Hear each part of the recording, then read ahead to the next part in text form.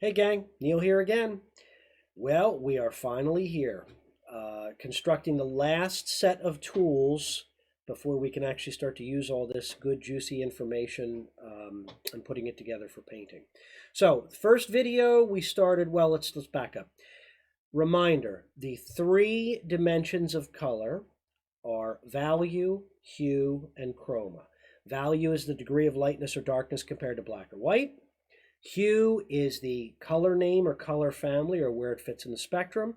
And chroma is the degree of brightness or dullness of the color or its intensity. So, first video, we laid out a value scale in black and white or neutral gray so that we had a certain range of value that we're going to be using and working within between white and black.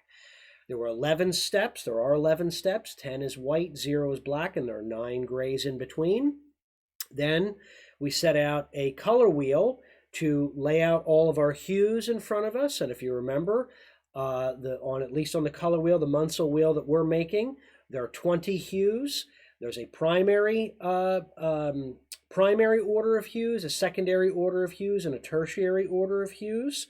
So there are 20. In the full Munsell wheel, there are 100 spaces for 100 hues all the way around the circle, but 20 is more than enough for practical painting purposes.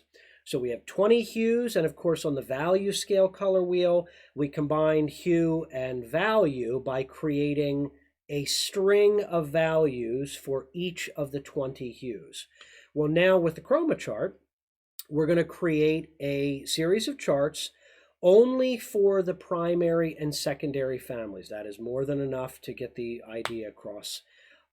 So we're going to be making chroma charts for the primary and secondary families that show the chromatic range, all the chromatic possibilities or a good degree of chromatic possibilities within each one of the hue families, the 10 hue families that we're going to deal with. So reminder, the color wheel, value scale color wheel, presented each hue in a series of values at the greatest degree of chroma that you can achieve at each one of the values for those hues.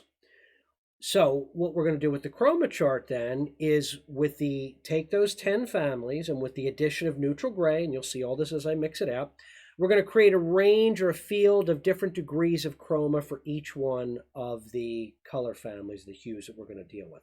So instead of just having, like we have on the value scale color wheel, a series of values at the highest chroma for each value, the chroma chart is going to show you a wide variety of chromas for each value for each of the 10 hues.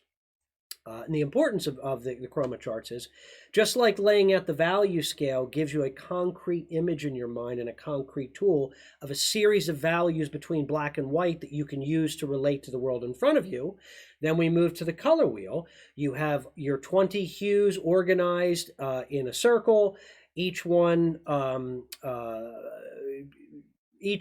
with a string of values. You can use that color wheel, that value scale color wheel, almost like a Pantone book or color chips that you can have in front of you when you're looking at a still life or a portrait or a landscape and you're trying to figure out what hues at what values are in front of you. Well, with the chroma charts, we complete the package. Not only will you have a sense of value, you have a sense of hue and value, but now you have, for at least the 10 families that we're going to do, a good image of chroma for the 10 hues at different values. So it's building on your encyclopedic knowledge, or hopefully giving you a good encyclopedic knowledge of hues and values and chromas. And of course, all that's going to relate to your final painting situation. So you remember from the last video, I showed you how to make your 10 grids. Mark them with your primary and secondary hues only. So remember, we're only dealing with yellow, yellow red, red, red purple, purple, purple blue, blue, blue green, green, and green yellow. That's it. Those are the only charts that you have to make, and you should have made at this point.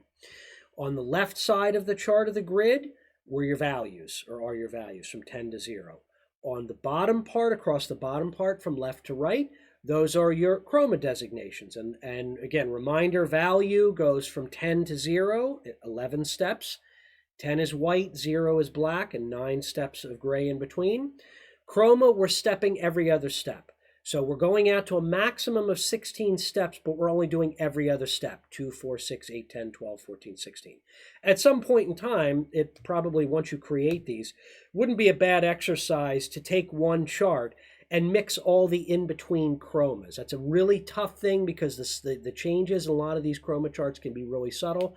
So it might just be a good exercise to go through and mix, like for yellow-red, all 16 steps of chroma for maximum chroma, just so that you have the experience of doing it.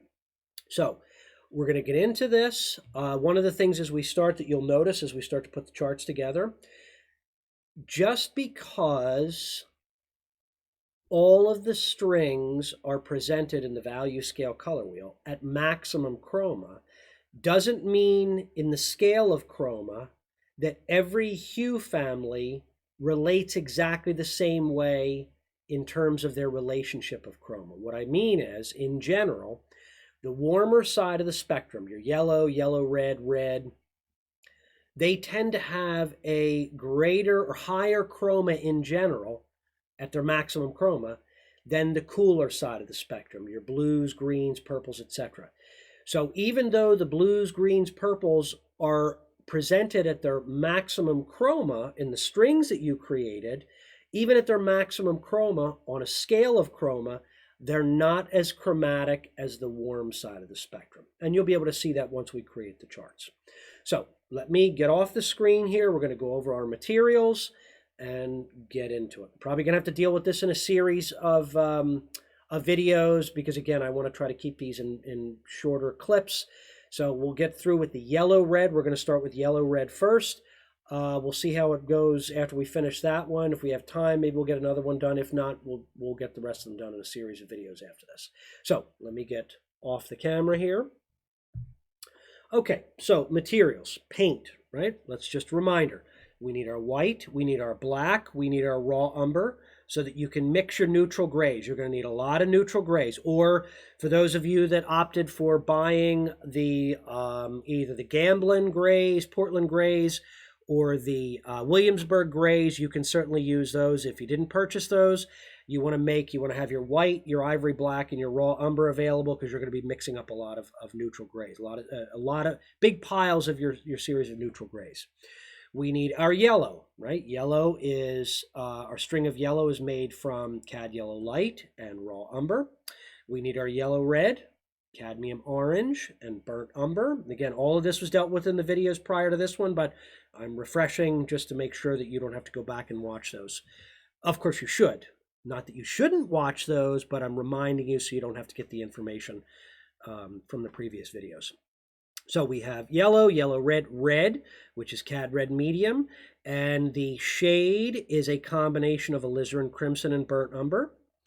We have purple, dioxazine purple, purple blue, which is ultramarine blue, blue, which is our Winsor Newton phthalo turquoise, blue green, which is our phthalo green, green, which is our Winsor Newton permanent green light, and finally green yellow, which is our Gamblin's cadmium green. Now reminder, the shades for the green and the green yellow, all the shades in the green families are a combination of phthalo green and raw umber. And I'll mention this again when we get to each individual family.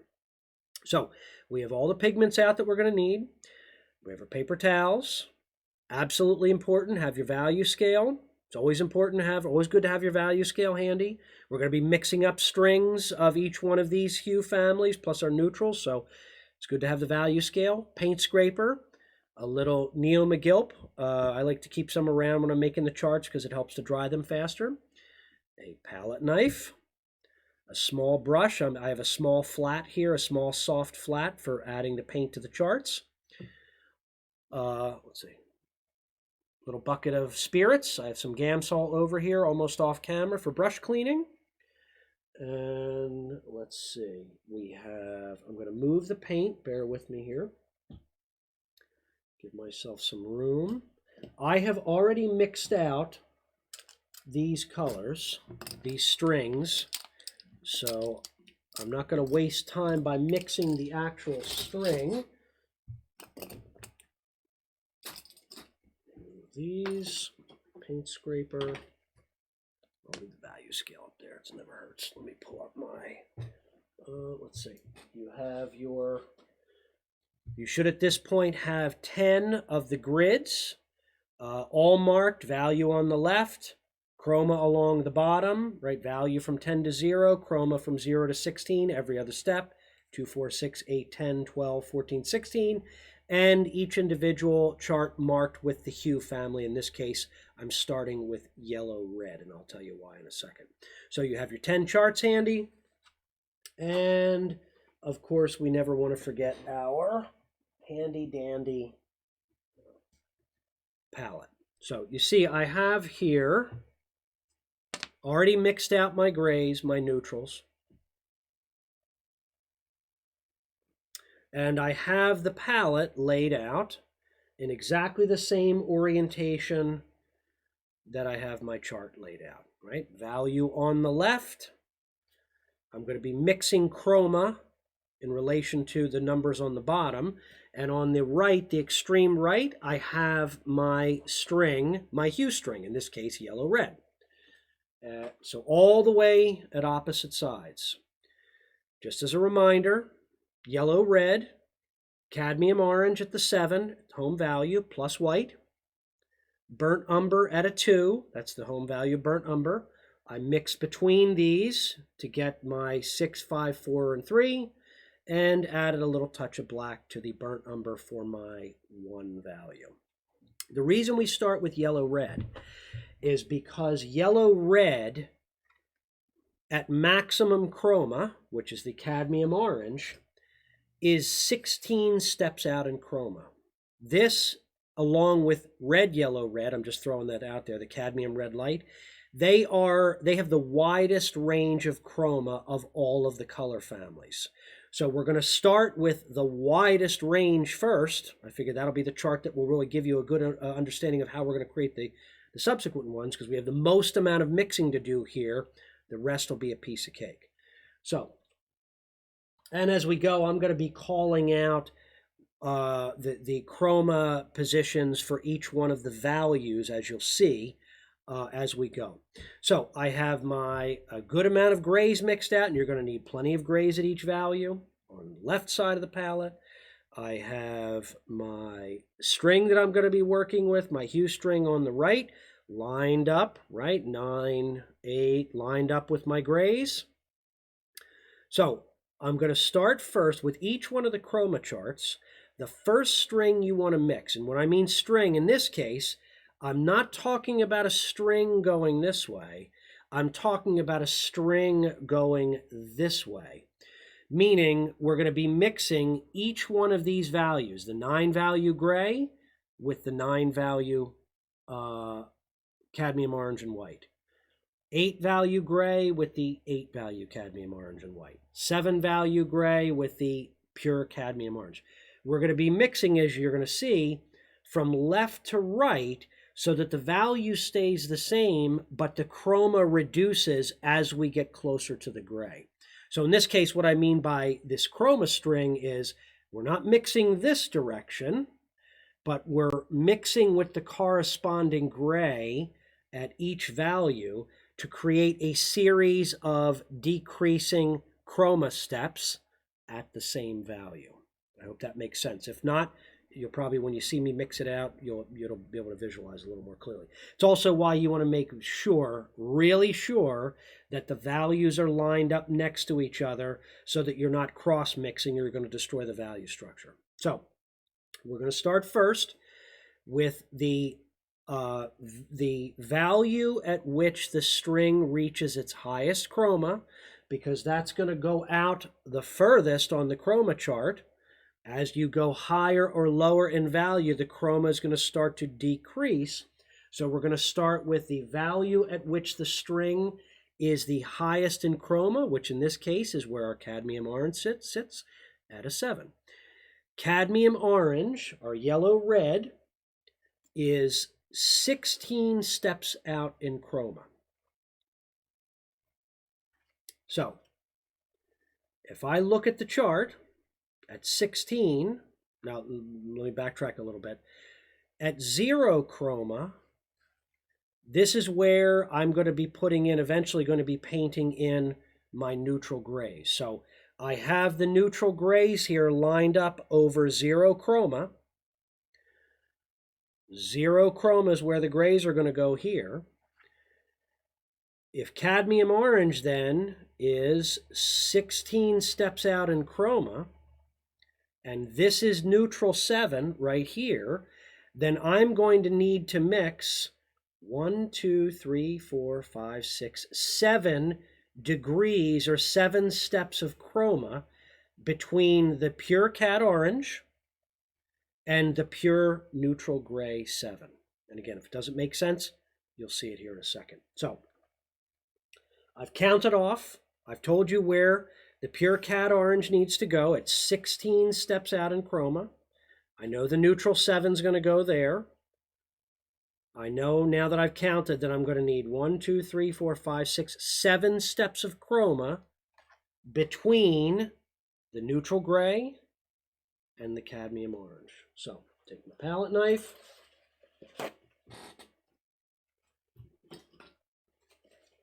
And I will often, just to spot it, 1,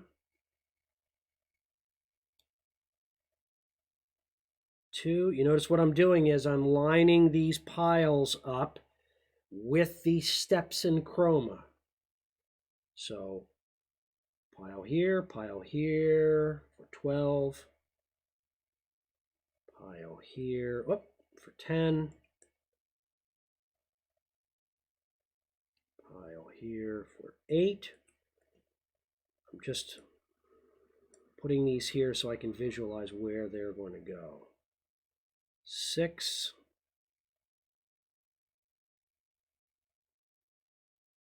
4. And I really only need a touch at 2, because what's going to happen here, as you're going to see, I'm going to start to mix these. It's going to go, the value is going to stay the same because I'm taking the 7 gray and mixing it with the 7 cadmium orange.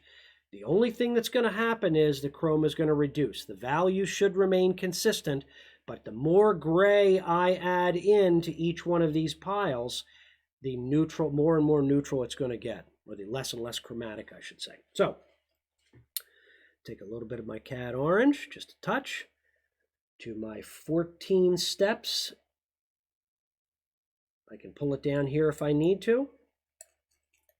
Mix that gray in. Of course, I can see immediately, again, if the cad orange is 16 steps out at maximum chroma, I'm going to leave that exactly where it is, unadulterated. For the 1 step down, 14 steps in chroma, all I've done is taken the 7 gray and added it into my little bit of cad orange that I had here. I pulled it over here so I had more mixing space. As soon as I add that little touch of gray in, I can automatically see, in fact, you should be able to see this on camera, I can see that the chroma is already dropping slightly. I want to make sure I don't overdo it because I've got a lot more steps to go. I take just a little bit, and you could be asking yourself, well, how do I know if too much is, if the gray is too much, if it's not enough? I'll get all these mixed out, and then I'm going to look at them and see if there's a good flow of chroma from side to side. If it looks like it's going too fast, or some of these, remember when we talked about the value scale, how did you know if when you mixed your value scale, if your values were off? Well, one way was to do what? To take 3 values, separate them, right? Look at them separate from all the other values, and make sure that the value that's in the middle does not look like it's buddying up with the values on either side. Well, once we get this mixed, we're going to do the same thing. We'll take them in sets of 3s and make sure that whatever the chroma is in the middle of that triad, it doesn't look like it's buddying up one way or the other. And some of these are going to get subtle, but you keep working at it, you'll get the hang of it. So I added a little neutral in for my 14 step. I took the cad orange at the 12 step, pulled it down here. Now, of course, I want to make sure I'm adding just a little bit more of the neutral gray because it should be reducing in chroma as I move from right to left. Got to get just a little bit more. These piles don't have to be large. That's why I pulled out my smaller palette knife. They do not have to be large because you only need to mix enough to mix on your chart. The other thing, remember from, we had the discussion before, with mixing, do not scoop, right? You'll notice I'm not just scooping a big amount of paint. I'm drawing from the side because it gives me a more controlled pull of the paint. I get a more controlled draw of the paint. So I can see that drops a little bit in Chroma from that. Let's now move to the, so I had 16, 14, 12, now 10. Pull the 10 out.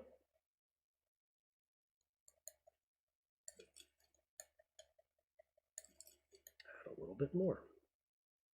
There'll be some contamination of your grays, but you can always clean it as you go.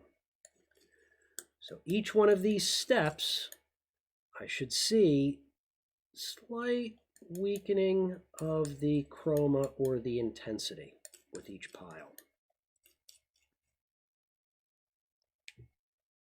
That's 10. Move down to 8. You can see with the amount of paint that I'm going through, like I said, you're going to be mixing a lot of neutral. And the reason I started to decrease the amount of cad orange over here is because the cad orange has high tinting strength, very chromatic. So I don't want to have a huge pile of it over here. Okay, paint everywhere. I don't want to have a huge pile over here because at 2 steps out in chroma, this should be just a little bit more chromatic than the neutral gray. So I don't want to put a huge pile of cadmium orange over there. In fact, I'll probably have the piles for the 4 and the 6 are actually probably too big. Add, as long as that's a little bit less chromatic than that one. Go to the, let's see, that was 16, 14, 12, 10, 8. Now I'm at the 6. And I'm a little limited here because of the camera. If I had the ability to use a larger palette, I would. So if you have a larger palette, I would really suggest using it. That way you have plenty of room to mix and to lay these out.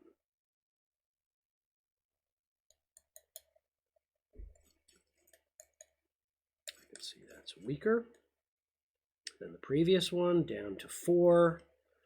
Now I'm going to take a little bit of this and move it back over here. I don't need a whole lot of that cad orange, and I'm going to, certainly you could probably tell I'm using larger and larger amounts of neutral gray.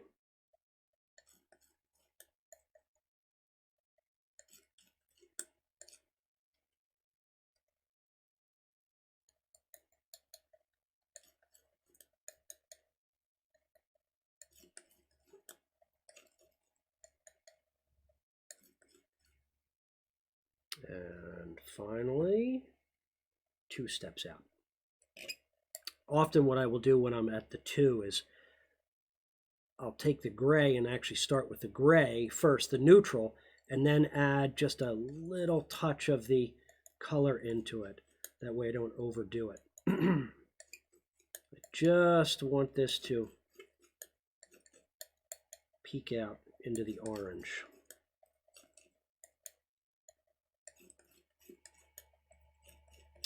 So once I'm done, of course I can look at that in relation to the neutral gray. Just add just a touch more of the orange. So I can see just a little bit more of that weak orange. Once I'm done, there, put it in. So I now have my line of chroma between the cadmium orange at full strength, which in this case is 16 steps out in chroma. So between the cadmium orange and the neutral 7, because that is the home value, that's the corresponding value, I have 1, 2, 3, 4, 5, 6, 7 steps of reducing, 7 steps of cadmium orange at reduced chroma, but the same value. So now that I have it mixed, now of course I've got a string, I can begin to look to see if any of these are jamming up. If there looks like there are jumps that are too big, I think the jump between the 16, and I mentioned you can certainly cluster these in threes. I think the jump between the 16 and the 14 is too great. The 14 looks like it's buddying up with the 12 a little bit. So in this case, what that means is I'm going to have to add just a little bit more of the cad orange to bring the chroma up a little bit.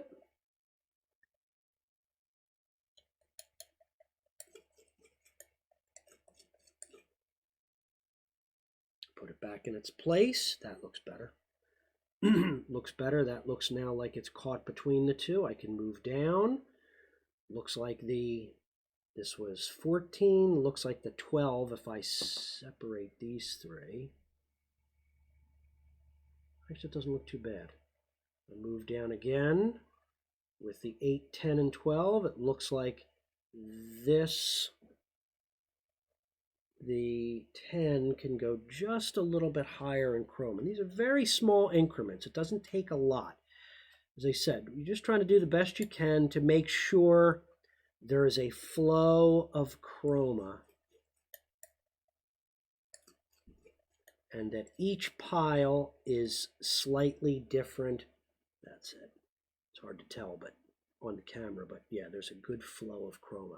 You want to make sure that each one of these is a slight step either up or down in chroma. So once I have the most chromatic value laid out, right, that's going to be the widest part, as you'll see in a second on our chroma chart. Now, and the reason we start with the most chromatic value is because this sets the stage for where all the other chromas are placed. I'll show you. What happens now, let's start at the top. As we add white to the cadmium orange, the value goes up, but what happens? White usually, right, and the only reason I say usually is if you remember from making the color wheel, there are certain colors, certain hues like purple, blue, blue, green, where out of the tube, straight out of the tube at the home value, the chroma was very weak. Like let's take in the case of ultramarine blue. To look at that pile of ultramarine blue right out of the tube, it might be hard to tell where that fits in the spectrum because it's so dark that it's hard to get a good sense of the chroma. The chroma is very weak. What do we have to do? As soon as you added white, to bring the value up, you could see the chroma come out. So under most circumstances, and certainly all circumstances, eventually white will reduce chroma. In this case, we have our most chromatic pigment right here, the cad orange.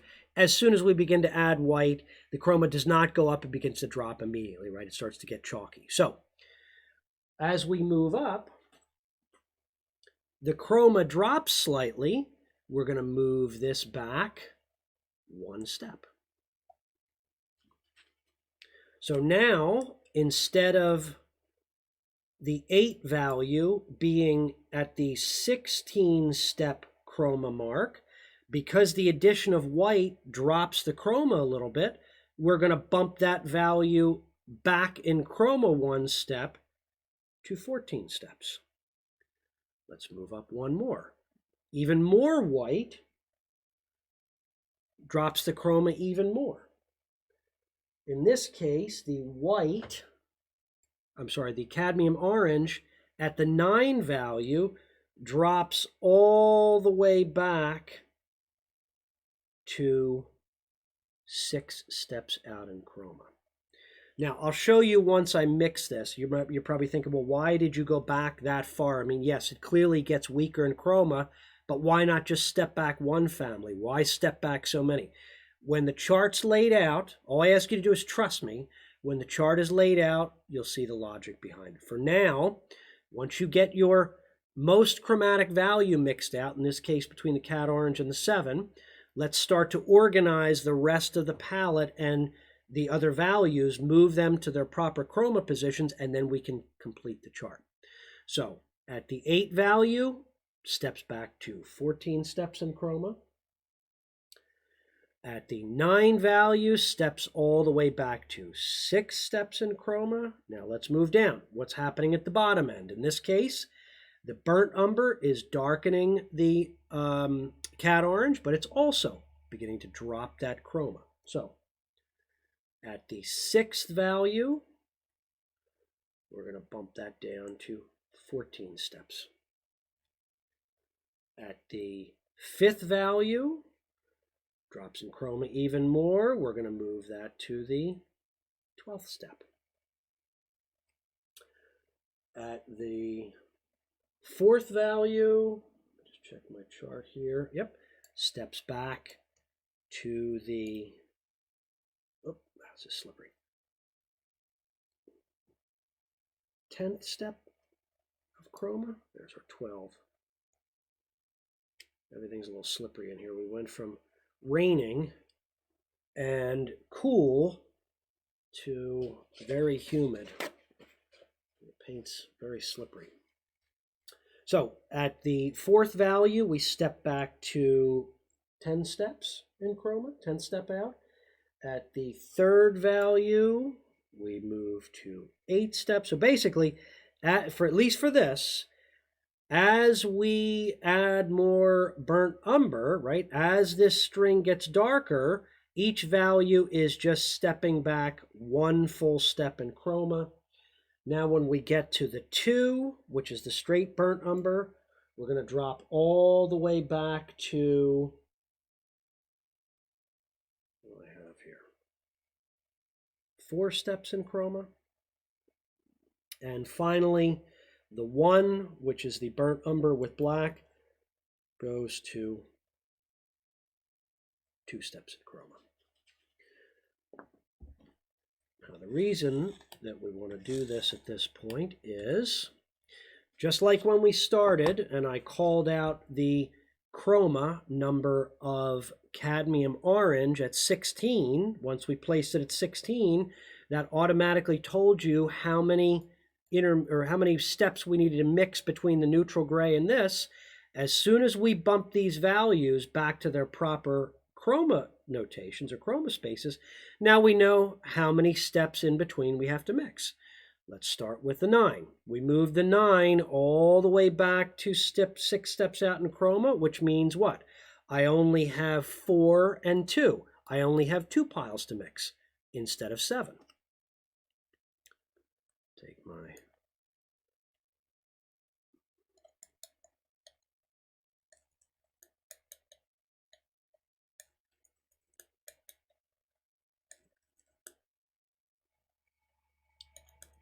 mix a little bit of my, remember these values, oh, did I just grab from the wrong pile? I don't think I did. Always mixing with the corresponding value. A little bit of the neutral, and here I'm going to start this way. I'm going to grab some of the neutral this time and add just a little bit. And this is how we're going to go.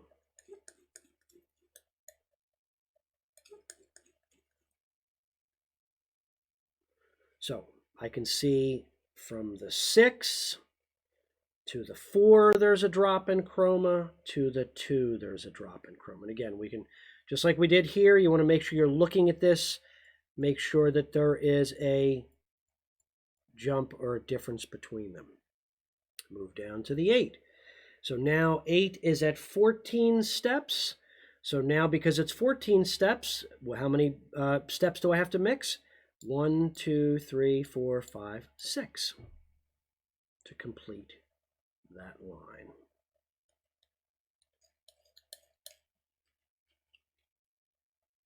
This is the last line I'm going to mix, and then I'm going to pause, because I already pre-mixed these paints. I'm like the cook on the, or the chef on the cooking show that actually has everything prepped beforehand to save time. So once I get this mixed out, hopefully by now you get the gist of where this is going. I'll show you what the finished chroma chart looks like in its entirety. So each one then, right, just adding a little bit more. Again, mixing, always mixing at the same value. Just adding a little bit more neutral gray with each one.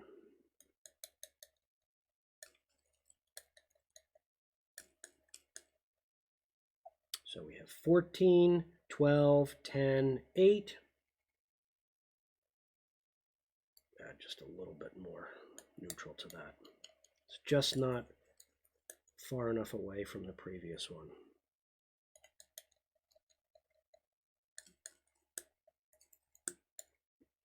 And this is actually one of the reasons why it took me a while to do the Chroma chart videos, because I had to take a couple days and mix all this, and it's going to take a while, there's no doubt about it, but just like I said with the color wheel, once you do it, it's done. So take your time and do it right. There's definitely a benefit to doing these charts. Once you have them in front of you, as you're going to see when we have all of them together, you really get a sense of all or a lot of the chromatic variations possible within each color family. Now, I could tell automatically, I could tell already, I dropped the chroma a little bit too fast. I'm going to move this over because it's dropping off too quickly here. I'm going to bring the chroma up of the 12. It's also going to take a little doing, getting used to looking at all this stuff on your palette. I've been teaching this long enough that I know that this can start to get very confusing, which is why you want to mark as much as possible. Even if, look, if you have to put lines with the marker in to make sure these all intersect in your clear, do whatever you need to do to make sure you don't get confused. It's a lot of little piles of paint.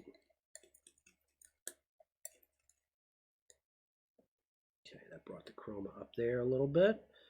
Bring this chroma up a little bit. That gives me a little more room. Otherwise, I'm running out of space to actually create the weaker chromas. So it started to drop a little too quickly. That's better. Now, so we've got 14, 12, 10, 8. I need my 6.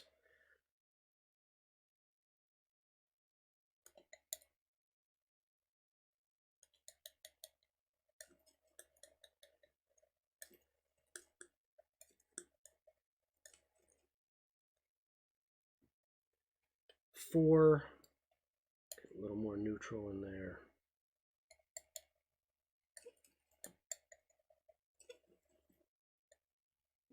And 2. Start with the neutral, add just a touch.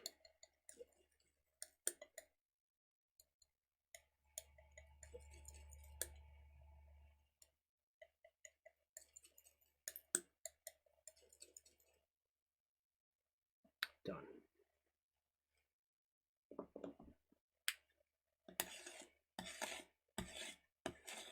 So I'm going to take just a little break.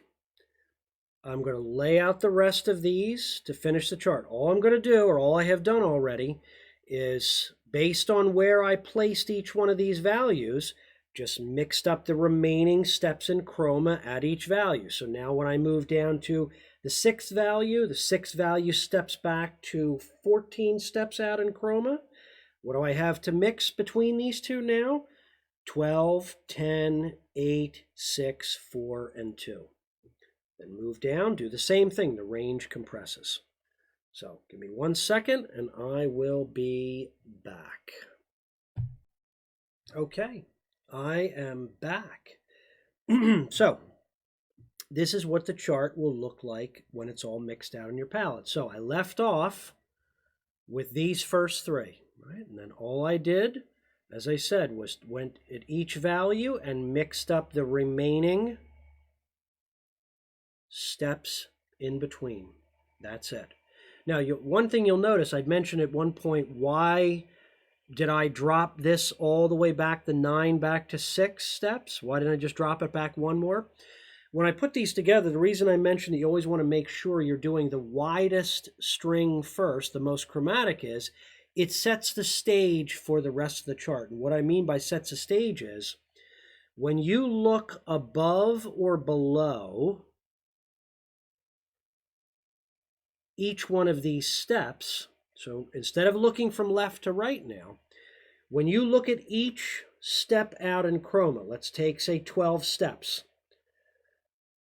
what you should be seeing is a similarity in the Chroma from top to bottom. We don't go from 8 to 7 to 6 and then 5, and all of a sudden the Chroma drops to here. When you look at each one of these steps out in Chroma, the Chroma should look similar from top to bottom, right? So as much as you can, I mean, you'll see, because we're only doing every other step, there are slight inconsistencies, but as much as possible, you're trying to keep the Chroma as consistent as possible. So after doing this and laying these out, I was able to, after I mixed these various families, I was able to move these values back or forth to see how they related top and bottom to get their positions. So it's certainly not perfect. Lord knows, I'm sure if someone watching who maybe has a lot of experience with the Munsell system might argue with where some of these are placed, but guess what? I just turned 50 and I don't care. This lays out, it gives you an understanding of the broadest or the widest range of chroma at the 7 value. In this case, cadmium orange is on the color wheel. This with cad red light, which we're not doing, the red, yellow, red, it's your greatest degree of chroma, 16 steps out, and it gives you a good, healthy range of chromatic variations in between. And that's really all we're looking for, is the process of mixing this out is certainly going to start to fine-tune your ability to see subtle differences in chroma. But also when we create the chart, it's going to give me a tool that I can then use in my painting process. Like, let me throw it out there right now.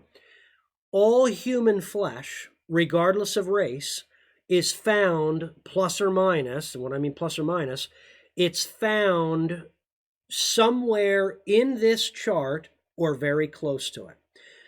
Some people, depending on their flesh, their complexion, might lean a little bit more towards yellow. Some light might lean a little bit more towards red, but most people are in this range. If we talk about chroma, so most people in terms of hue fall within this hue range, somewhere in the yellow-red range. Most people fall somewhere within the 4-step in chroma range. And to look at it on the palette, you might say, whoa, that looks really neutral. But if you take, if I were to look and try to find my value, the value of my flesh, which is somewhere probably between a 6 and a 7.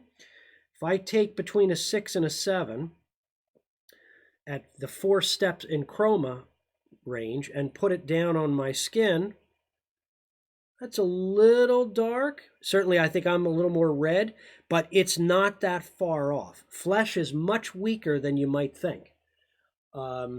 So not only does it making the chart, does it give you the ability or the practical opportunity to mix and see and mix for these subtle variations, but the chart will be very helpful in the future when we're using it to apply, or when we're looking at things in front of us.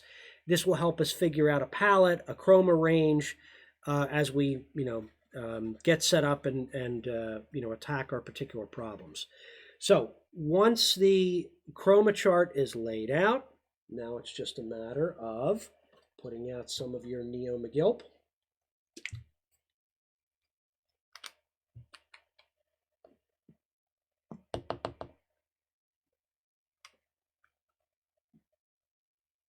Taking your brush and painting it down. So I will usually start just with the 10, then move to the 9, put that line in with the 8, because I have it all mixed out. I mean, you can go right from top to bottom and lay them in. I'm going to take another break. All the neutrals go on the left at 0 chroma, and they step out from there. So I will get this done. Give me a sec. We'll come back, and you'll see what the finished chroma chart looks like. Okay, I'm back and the chart is done. So all I've done is take the paint that was on the palette in the various locations that I had marked on the palette and put them in their proper place on the chart. Remember, left side is, these are your neutral grays at 0 chroma, means they're achromatic, there's no color whatsoever, pure neutral grays from 10 to 0. And then stepping out, right, my 8 value, 7 value, 6, 5, 4, 3, 2, 1, I'm sorry, 9, 8, 7, 6, 5, 4, 3, 2, 1. And the chromatic variations in between. Now, I mentioned with the previous bit that one way to check these is when you look, it's easier to see this now that they're flattened out. When you look at each step out in chroma with whatever the values are, right, whatever values are in that string of chroma, or that line of chroma, the chromas should look consistent from top to bottom, from light to dark. So when you look through and look for that consistency, I mean, the reason I mention that is I'm looking right through this line. The 4th value at the 2nd step out in chroma, when I look at this entire line of chroma, it looks like the chroma drops off a little too fast there compared to the chroma of the values above it. So once you flatten it out, it's easier to spot these inconsistencies. So what I would want to do at this point is, once I get them painted down, get the chart created, and of course I was using my Neo McGilp and mixing in with each pile and, you know, painting it down. You can see it's not perfect, but I can see that the overall, I get a really good visual understanding of all the chromatic variations of orange that are available, or a lot of them. But then when I start looking for the inconsistencies, if I find them, I want to make the adjustment. In this case, I would go back to my palette and I would go to my 4th value, 2 steps out in chroma, make that pile just a little bit more chromatic and paint it. So once you get it on the palette, or once you get on the grid, I should say, you can look for any inconsistencies and iron them out. But you're trying as much as possible to make sure that each step out in chroma is consistent from light to dark within that area. And sometimes it's difficult because, again, we're jumping every other step. So there are certain, and that's why I'm always tweaking these, because sometimes I'll get a little unhappy with where one of these steps is. I'll move it back or up depending on, how I think it relates to the, what's above it or below it. But as I keep saying, very practical, good exercise in mixing, starting to see slight degrees in chroma, even when you have the same value, finding or being able to mix those slight degrees of chroma, but also gives you a tool that you can use down the line for, in this case, you could also use the chroma charts to help you with your pigment filing, because you might have certain tubes of paint that you would pull your chroma charts out and you could find those tubes or those hues right in your chroma chart because you've got all these various values in chromas. But you can also use this just to keep it in a notebook or keep it handy.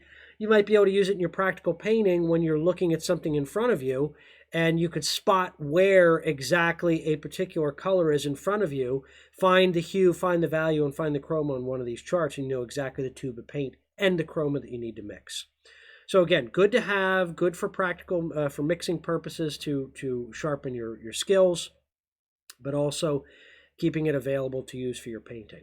Now, one thing, just because I know seeing all the numbers can start to get some people jittery, even with the value scale, I always have the value scale available, but over time as you're using these tools, you get better and better in maybe not being able to look at something and say, I know that is exactly a 7 value or a 7.5. But I've used the scale enough that I can usually pinpoint the particular location on the value scale when I'm looking at a value. I might have to pop it down on the canvas to really confirm that it's a 7, 8, or 6, etc., 6.5, 8, 8 minus, etc. But you use it enough, and you'll start to really get a sense of where things are falling, and then you can fine-tune it on the canvas. Same thing happens with chroma. Even after working with this for all these years, I don't have a very clear clear memory of exact numbers of chroma. Usually when I look at these scales, I'm more interested in visualizing what orange looks like at strong chroma, at medium chroma, and at weak chroma. So if I think just in terms of strong, medium, and weak, that's enough for my visual memory that when I see an orange, I can really get a good understanding. Is it on the weak side? Is it in the medium side? Or is it on the strong side? So don't get, uptight about the numbers. Now, some people that really get into the Munsell system will do all these charts and they will keep them available so that they can use them to really figure out exactly what the hue is in front of them, exactly what the value, and exactly what the degree of chroma is. I've never found that personally to be too practical. It's just too cumbersome. But if I think of each one of these, really kind of burn it into my head for each one of the charts that I've created, strong, medium, and weak for each family, that usually gives me enough of the information that I need to go from there. So let's go back to me. So we finished up with the yellow-red. I'll take a break, and hopefully in the next video we can get power through the other 9 very quickly. It's going to be a lot of mixing time for you, but I'm just going to roll through very quickly each one of the 9 remaining hues, give you the chroma designations, show you what the chroma chart looks like, and off you go. Until next time, if you have any questions, leave them in the comments section. If you like the material, please hit like or comment and certainly subscribe. Thank you very much. See you soon.